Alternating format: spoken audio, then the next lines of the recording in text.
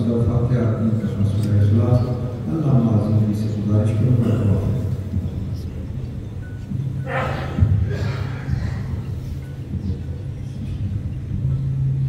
سبحان اللہ وبحمدہ سبحان اللہ العظیم وبحمدہ استغفر اللہ یا حی یا قیوم برحمتک استغیث ومن عذابک استجیر لا تکلنی الی نفسی ولا الی احد من خلقک طرفۃ عین ولا اقل من ذلک وسعت لی شانی كله یا حی یا قیوم برحمتک استغیث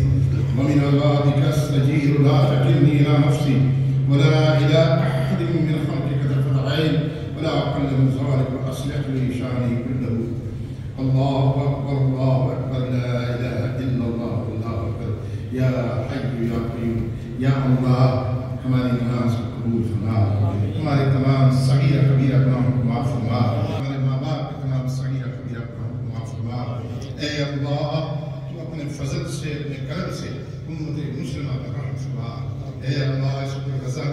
کے 23,000 جو شمار کیے گئے ہیں شہید ہو چکے ہیں 70% میں عورتیں اور بچے ہیں اے اللہ رحمت کو جوش ملا مہربانی فرما اے اللہ یہ انسانیت کا قتل ہو رہا ہے اور پوری دنیا میں آدمی جنگ لگنے جا رہی ہے اے اللہ تو ہی انسانوں کو روک سکتا ہے اے اللہ امت مسلمہ کو متحد ہونے کی توفیق نصیب فرما اور اللہ سیدنا ابوبکر صدیق رضی اللہ تعالیٰ عنہ کی اے عظمت اور بلند فرما تمام صحابہ اور اہل بیت کی محبت ہمارے دلوں میں موجزن فرما اے اللہ ہم سب کو رسول اللہ صلی اللہ علیہ وسلم کی شہر مدینہ میں اے اللہ عزت و ادب کے ساتھ اطاعت کے ساتھ جانے رہنے پڑھنے کی توفیق نصیب فرما اے اللہ میری حاضری کو اے اللہ تو رسول اللہ صلی اللہ علیہ وسلم کی محبت کے لیے قبول فرما قادریہ جیلانیہ اسلامک سینٹر رائے اللہ سے بانی اللہ حضرت علامہ